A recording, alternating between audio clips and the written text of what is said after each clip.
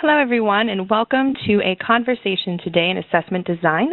My name is Natasha Jankowski. I am the Associate Director for the National Institute for Learning Outcomes Assessment, otherwise known as NILOA. And I want to share a bit of information that is helpful to view and consider before conducting an unfacilitated assignment design charrette. So more information on that to come. But first, if you aren't familiar with us, I wanted to give a little bit of background on NILOA and who we are and why we're getting into the work that we have been around assignment conversations. So NILOA was formed in 2008, really with a two-part mission, to one, undertake research on what is happening nationally with campuses around assessing student learning, and two, to take that information and turn it into helpful resources for institutions to advance their work. And we've been doing that through a variety of ways that you can see there, including surveys, web scans. We do work with transparency. And in our work of the degree qualifications profile and tuning efforts, a lot of faculty members started asking questions about what does this look like on the ground in the form of an assignment? And so it's from those kind of conversations and efforts that this work unfolds. If you would like to know anything more about the work that we have been doing, please feel free to go to our website.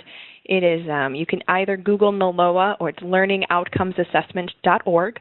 All of our materials are available there, and anything that we mention you can find as well through that site. And also what we'll be talking about, if you're interested, pulls in part from a book that we developed from the NILOA family team on using evidence of student learning to improve higher education. So while I'm going to be focusing in on the assignment piece, if any of these larger kind of conversation points are interesting to you, I highly recommend you take a look at that book. But so first, why sort of are we here having these conversations today? And I think it's helpful before getting into the peer faculty conversations on your assignments and what it means to align, to have a bit of a framing conversation on where does this work come from, what's the value, and why are we having these conversations now. And the first is sort of thinking about why is it that we undertake assessment, and what is the value and the purpose of engaging in assessing student learning. And part of that in the work that we've done at NILOA throughout the years in terms of surveying institutions and those within them has been, well, we have an external demand to do so. We're increasingly asked by our regional and specialized accreditors to show evidence that our students are learning, that we are undertaking assessing of student learning, and that we're actually using that data to improve. In the external accountability conversations within our policymakers and our states, we're asked about the value. Is it worth the cost for our students to come here? Can our students find gainful employment and meaningful jobs? Does the degree really mean anything when a student gets it? And policymakers really want to know that we are doing a quality job within our higher education. And a lot of those conversations focus on, what a degree represents. And historically of late, that's sort of an interesting thing to say, historically of late though, the conversation has been one about numbers, things like seat time, the number of credit hours you need to get a degree, what's your grade point average, did you complete your required course sequence, have you done clinical hours, and all of those are really talking about degrees in terms of numbers. But what do our degrees represent if we really think in terms of learning?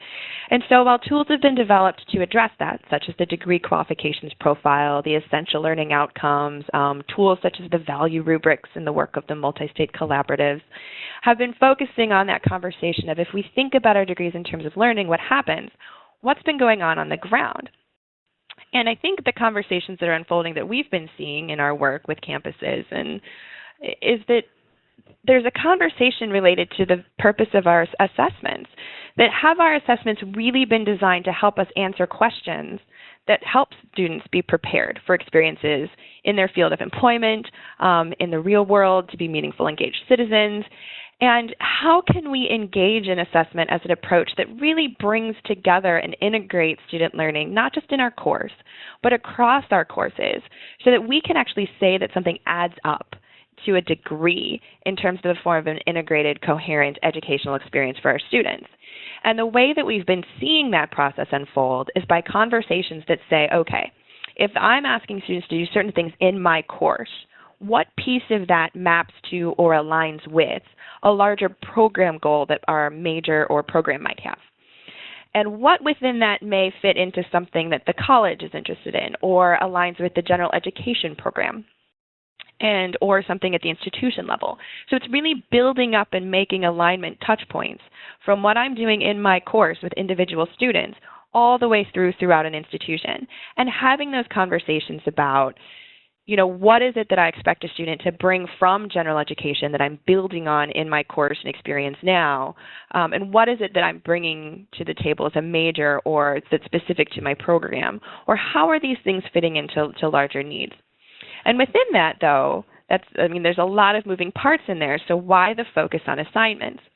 And in part, this comes from, we had done a survey in 2013 of institutions asking them at an institution level, one of the questions was, what is the most valuable of information that you have on your students and their learning? So while we know institutions do, on average, 5 different ways that they're assessing student learning, one of those are the most valuable approaches. And they told us that it was classroom-based assessment, national student surveys, and rubrics, which is very interesting and kind of different from the way that we've engaged in examining our assessment practices over time, and have implications for how we collect and report on that information. So just to give you an idea of how the field of assessment moves and sort of shifts, I want to show you one data graph. And if you're interested in this information, please feel free to go and read the full reports. But we did a similar survey in 2009. And so on the left, in sort of the golden colored bar, is your 2009. On the right is the green of 2013. And you can see that while more assessment is happening across the board, so regardless of what it is, there's more of it. There are certain areas of growth on the right side in terms of rubrics. There's a huge growth in the use of rubrics, which makes sense for things like the value rubrics that have been developed by AAC&U. Employer surveys has also grown quite a bit, which makes sense in terms of that external accountability conversation of how do we know that our students are career and employing ready, and what better way than to engage with and ask our employers. External performance assessments is another, and that's really a place where we're looking at internships, service learning, having students go out and have learning experiences and having somebody come in or in partnership with us evaluate that work, and also the use of portfolios so that we can look at students' work over time. Interesting, of those 4 that have seen the most growth, 3 of them are really about things that are going on in the classroom, in the day-to-day work in terms of the assignments that we're asking students to do. So again, it's also the types of information that we're gathering on our students to take a look at our collective learning have really begun to shift in ways that align with that assignment. So what's happening with that? Well, what's been happening in terms of faculty is that what we're seeing is faculty starting to work together within disciplines and across them to try to create a curriculum that really intentionally scaffolds and builds student learning over time that's integrated, so our students are applying things that they learned in different places, in different settings, to practice their skills through assignments in and out of courses. And this is an important point, too, because we know that the transference of knowledge is one of the hardest things for our students, that what I learned over in this area I can apply over here, or something that happened in an extracurricular activity or on-campus employment has meaning and value to things that I'm learning in my classroom setting. And what are the ways that we can kind of bridge that to create that integrated, coherent educational opportunity for the students? And that sounds wonderful. And I think it's very hard to argue against or to say that there's not value in spending time engaging with that. But there are definitely tensions in that process. And so as we're thinking about our assignments in this larger kind of curricular conversation and mapping learning where it happens, it's important for us when we're sitting down today to take a look at them in our faculty groups to have some awareness of some of these areas of potential difficulty. So one of the first is really, are our students even aware of the learning outcome statements? So issues of transparency. Do the students even know that the assignment that I'm asking them to do is linked to a learning outcome somewhere else? So the fact that I want you to do this task in my class is actually facilitating and eliciting a demonstration of students' knowledge and skills on an outcome of interest. Are they seeing those connections? And this is very important because, in part, we have not been historically writing our learning outcome statements for our students. They were written for us for reporting purposes or issues of compliance or because we had to have them.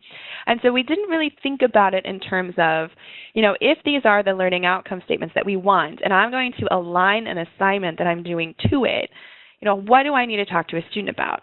And just very briefly, I want to share a story with you about why this is important. So at NILOA, we spend a lot of time out in the field, in part because it's very important for us that if we say we are national, that we are representative in that sense, and so that others across the U.S. can see themselves in our work. So it's important for us to be out on the ground talking with institutions and faculty and staff and students. So I travel quite a bit on airplanes.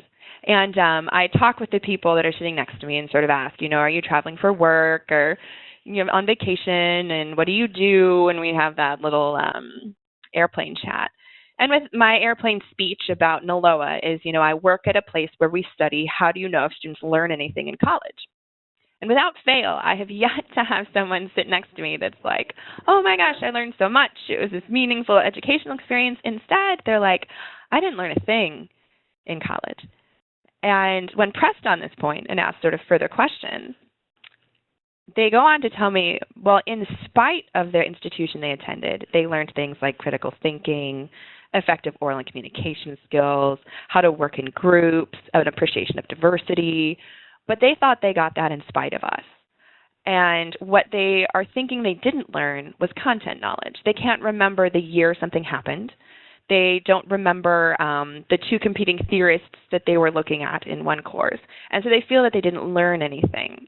And in part, that's our fault as institutions because we didn't make that clear that what we were going for and the larger impetus of why I'm asking you to learn this through this content are these larger transferable knowledge and skills and the learning outcomes in which we're interested in. We never made that part clear to our students, which is a huge issue because they're out there talking around in a time when we're having conversations about our worth and value, saying they didn't learn anything, when instead we could have a huge advocacy group from all our alumni talking about the value and worth of their educational experience by helping them see the connections and make those learning elements explicit and transparent. So what are some ways besides just sharing the learning outcomes with them and talking about the relationship between the learning outcomes that you're going for and the assignments you're asking them to do in the class? What are some other ways that we can kind of involve them in that process? And one of them is through the use of rubrics. So we saw huge growth in the use of rubrics, so we know that more rubrics are being used. But there's still sort of an apprehension in the field of, do we share the rubrics with students? Or how do we involve them in that process? Some faculty actually will create a rubric with the students. So they'll sit down and they'll say, tell me what a good instance of this would look like. Let's come up with a shared understanding and then sort of compare that with the class on the rubric that they have or are developing. But depending on how much time you have in your course and how much time you want to spend with this, there are small modifications to things that you can do, such as, just being explicit about the connections with the learning outcomes that can really facilitate these conversations in meaningful ways. So first point is, if we have designed our assignments in ways that are really eliciting students' demonstration on these learning outcomes, how is our evaluative criteria mapping to that? And what are our opportunities for engaging students in that process? So sharing the rubric with them can be hugely helpful. We know that if a student sees the criteria they're going to be used to evaluate on, they're more likely to get closer to reaching it. But we can also make it an educational experience.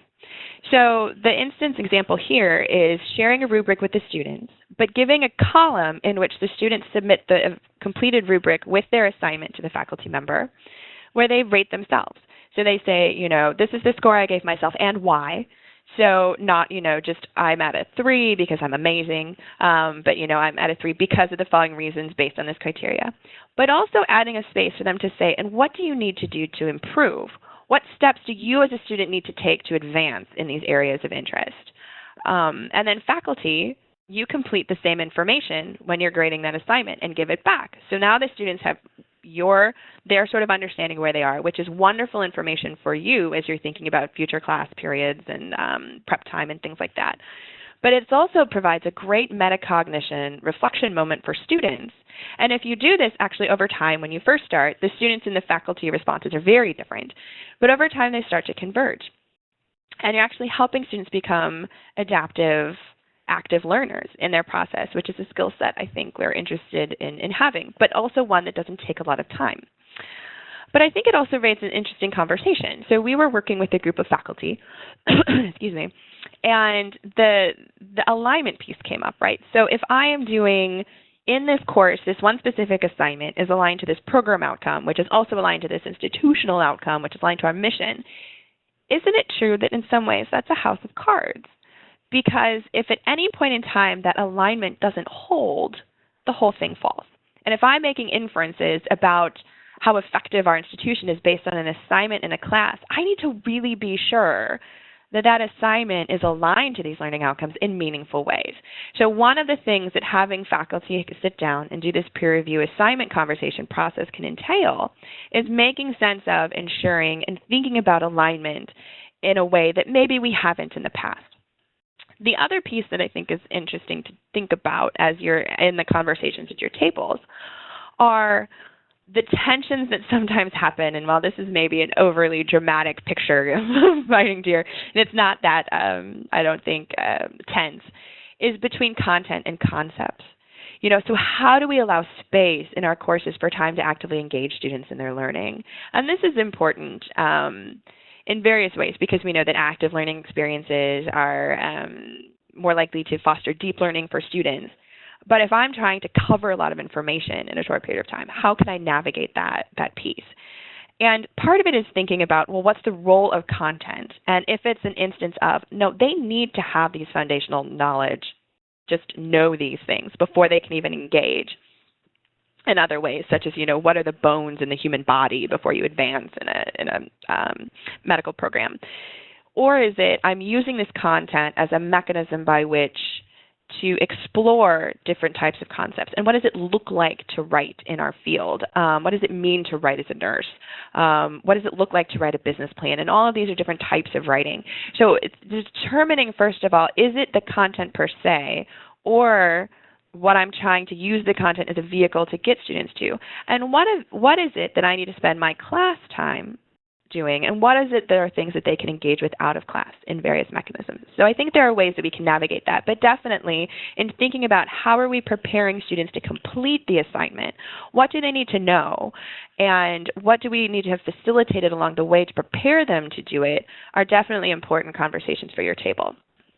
So with that sort of piece said, what I want to do is spend a little bit of time giving you some ideas on alignment, because really when you're thinking about the conversations that you have in your time with other faculty, the alignment piece will come up quite a bit. So a first easy place to kind of take a look is in regards to fitness of a method or approach. So if I have a learning outcome, for instance, on my syllabus that says at the end of this course, students will be able to explain the differences between two competing theories, but I'm assessing students' learning on that through a multiple choice test, I might not be using the best fitted approach to engage that, because what I may actually be asking my students to do is identify. So one of the first kind of areas you can look in this conversation is at what are the verbs that I'm going for, and is that really what I want? Is my learning outcome statement really getting at what I want students to do in this class? And then is this an assignment that's, first I need them to identify it, and then next time I'm going to ask them to explain it so this assignment actually builds and scaffolds? Or is this assignment related to the mastery of their demonstration of this outcome? And so what I really need them to do is explain. So you can engage sort of at a first brush conversation of the verb level. And when we're talking about verbs, it's very easy for people to default into blooms, and that's completely fine. And if that works for you, please feel free to use blooms. I have no hard feelings related to blooms. But that fitness approach can relate to verbs in a variety of ways. So I want to point you towards two resources as you're thinking about this work. The first is a paper that was written by Cliff Edelman on To Imagine a Verb, the Language and Syntax of Learning Outcome Statements. And that paper actually developed 24 categories of operational verbs. So depending on what it is I want a student to do, what verb would I need to put in there that gets to that? And so it's a different way of thinking about it and might serve as a useful resource. The other one is a piece on catalyzing assignment design activity on your campus, which are lessons that we've learned from this assignment library initiative that we've been engaging with. It's a report on that work.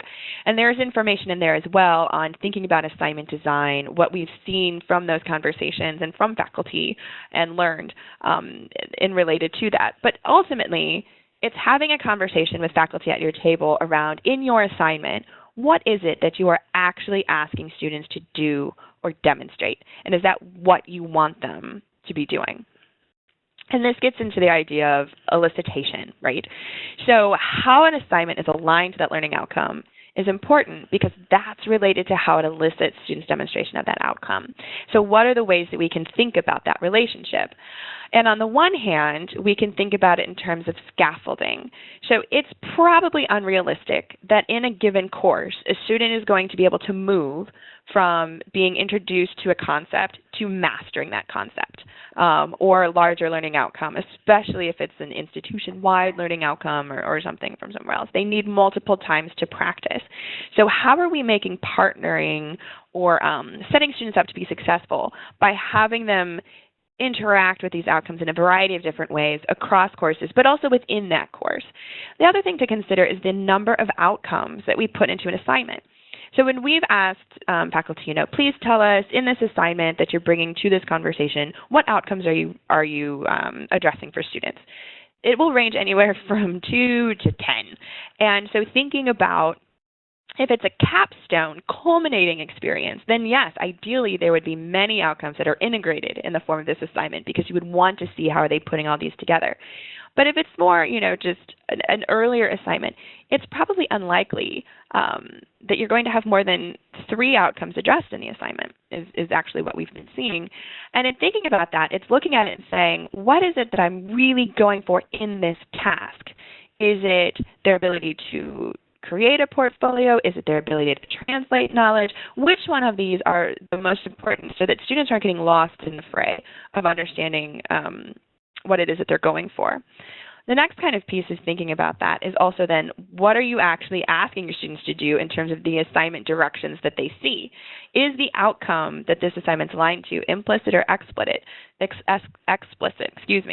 Do the directions line up in meaningful ways? Can students understand them? One of the best things to do is get some feedback from students and ask them, what did you think I was going for with this assignment? When faculty have gone through our charrettes, which I'll explain in a moment, we ask them to take the faculty feedback, revise their assignment, take it back to their course and implement the revised assignment, and get student feedback on it as well, so that student understanding, if they're the ones doing it, is an active part of that assignment conversation. And then the last one is one that we've mentioned before, which is thinking, how are we preparing students to be ready to successfully complete this assignment? And how are we also removing scaffolding along the way so that we're giving them opportunities to engage with unscripted problems and they have places in which they can try new things, have space to just see without instruction, can we get there? But also, how are we balancing those two in different ways? So if we're thinking broadly about alignment and we're looking at our assignments, it really engages asking ourselves 3 questions. So how are you in your conversations ensuring alignment between the assignment and a given learning outcome for a specific learning experience?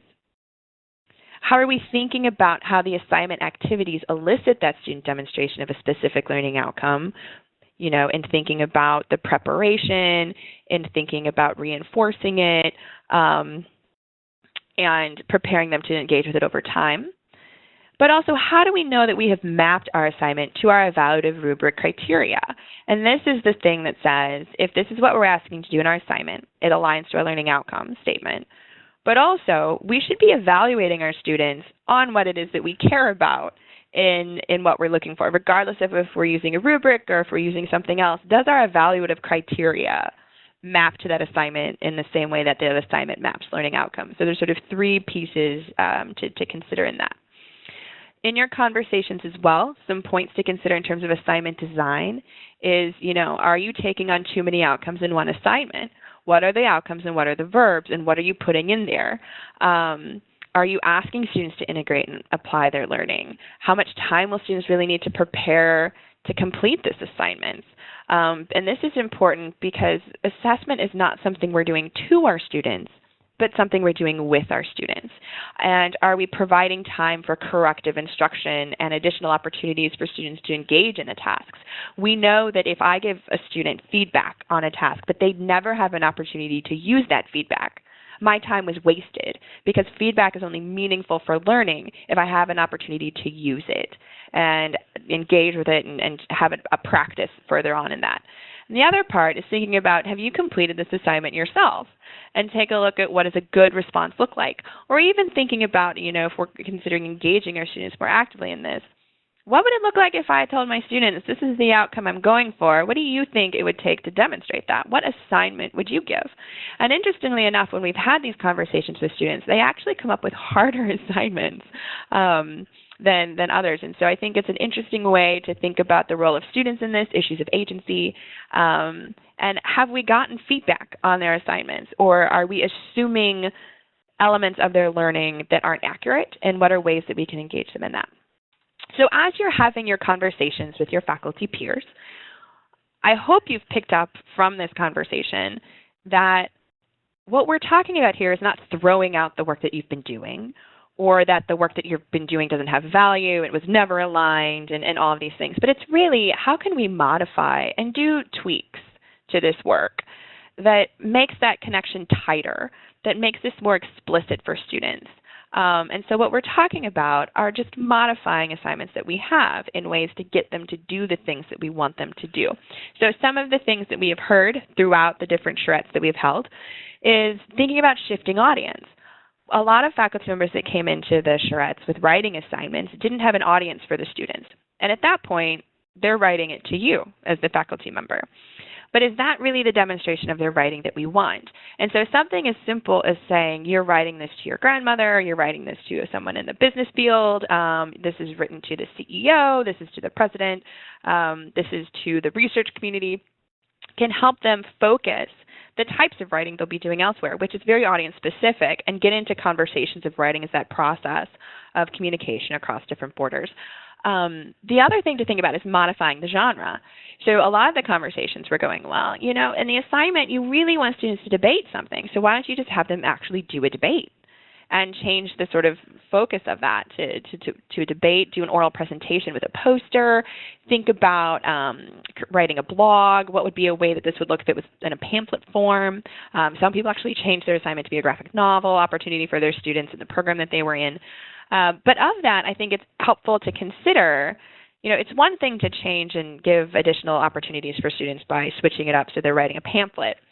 But you need to balance that between the outcome of interest. So, for instance, there was an assignment conversation with a nursing faculty member who wanted students, the outcome was, can you take medical terminology and explain it in layperson's terms to patients and various audiences that aren't familiar with that terminology? And he offered the students had the opportunity to create a pamphlet. Students were consistently getting hung up on pamphlet design. How do you make a pamphlet? What's the best software? How do I make this look really good? The outcome of interest was not, can you make a good pamphlet? Or what are your pamphlet design skills? It was, can you translate the language in meaningful ways for audiences? So in that sense, the pamphlet got in the way. So the faculty conversations in that assignment discussion were give them a template so that those students that want to be creative and have the skill set and want to engage with pamphlet design can. But those that, just want the template and really can then hone in and focus on the language, the idea that it's a pamphlet gets them out of the way, but it forces them to be concise. The pamphlet helps them realize that they're speaking to a very specific kind of audience that's not familiar and reinforces that point, but it makes it about the translation language piece and not about pamphlet design.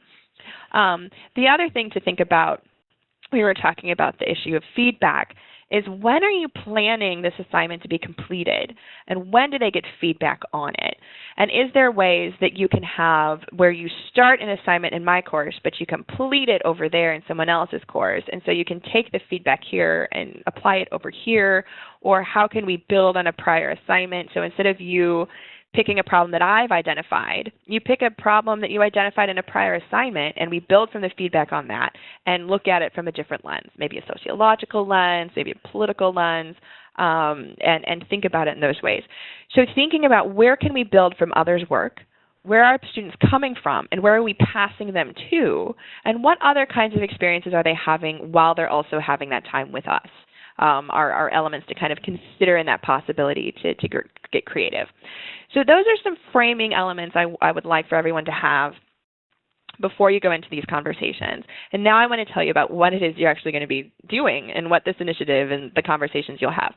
So the NILOA Initiative really came from faculty saying, that's great, I love these outcomes, what does it look like? What am I actually asking a student to do?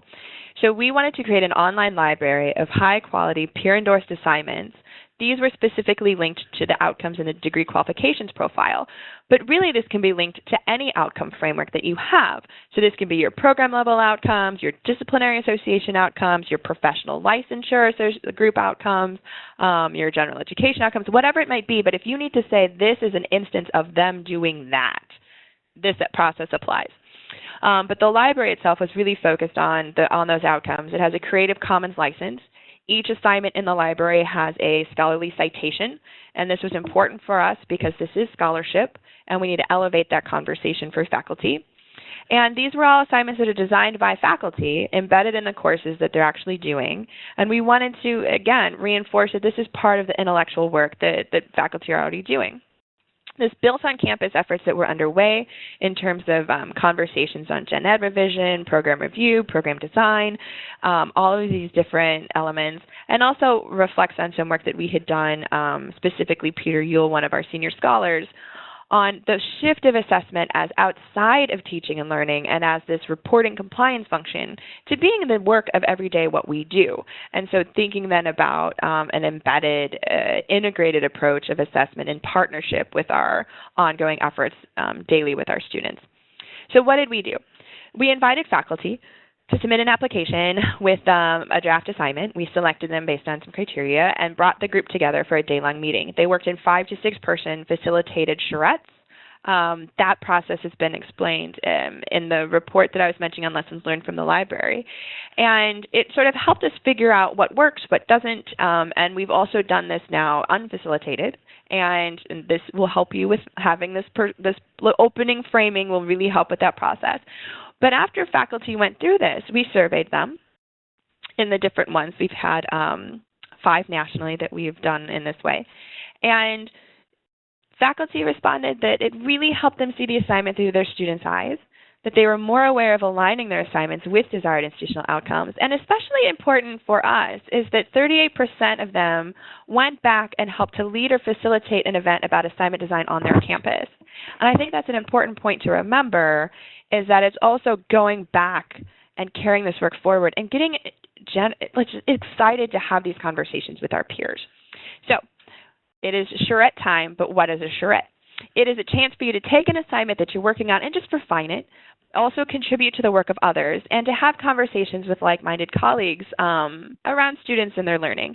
And the reason, if you're wondering why it's a charrette, is this actually comes from the French. It's the term for small cart. In architecture, students, they would roll a cart down an aisle and ring a bell, and students would have to put their design work in it and sort of cling to the cart, doing finishing touches on the work as it went by. But it's to refer to the sense that it's an intense creative effort in a very limited amount of time. So while these conversations are very important and generative, you don't have enough time in this model to get through the things you'd want. And so you get that sort of expectation juice flowing. But it's also the idea that you move through as architecture students the curriculum in company of your mentors and peers. So it's an integrated education, but it's also that we can learn from and engage with each other. And so I think it's very reflective of the term for charrette. However, you can also, it's just an assignment design workshop or whatever language works for you is fine. But that's sort of the background of our thinking on this. So the process itself is actually 25 to 30-minute segments per person, per assignment. And so if I'm the faculty who gets to go, my job is to begin, and I have 5 minutes to present my assignment briefly. I'm going to tell you what outcomes I'm going for, what course this is in, what are the students that are they major, are they non-major, are they first year, are they advanced, are they transfer, how does the assignment work, what has worked well for it, what hasn't, where are areas that I'm interested in getting some specific targeted feedback, what are some things that I've changed around this over the years, and basically give everyone an understanding of what's happening with the assignment. Depending on your process, you will either have known who your teams are and hopefully maybe have been able to share your assignments in advance so you've read it. And if not, this is sort of your opportunity to take a look at the assignment, get an understanding of what they're going for, take a look at how it's being evaluated, what's that evaluative criteria, and prepare to engage in discussion. So then at that point, it opens up. for a discussion with the group, excuse me, in which you will have a series of questions which are in the toolkit on how to do this on your own campus. But it's really asking those questions of what outcomes does this elicit? What information does a student need to be successful? What areas of improvement might you offer? And things of that nature. And so there's a discussion about the alignment, the criteria, the assignment, scaffolding, all of these different things. And then at the end, there's 5 minutes for specifically to sit down and sort of write your collective thoughts. Show all of the discussions, including the faculty who presented the assignment. Give written feedback. That written feedback goes to the faculty member that presented the assignment, and then the next faculty member goes, and it does a round robin until the time is over. So that's really the process, and it's not earth-shattering, but it does really help to get people in the same mindset and framework. But I think having that sort of framing piece of what are we modifying, what is the value and purpose of this work, and what are the ways that others have engaged it can be very helpful. So we wish you the best of luck in your assignments conversations. We would love to hear about how it went, and if you would like any more information on it or you want to browse the assignments in the library, you can go to assignmentlibrary.org and look at the resources and the assignments there. If you would also like to, you can submit your assignment that has been through this conversation to the library. There's a way you can submit your assignment online, and it can go through a review process there and be part of the library as well. But we are excited that you're having these conversations, and we will ensure that you will enjoy them just as much as we did. Thank you for your time.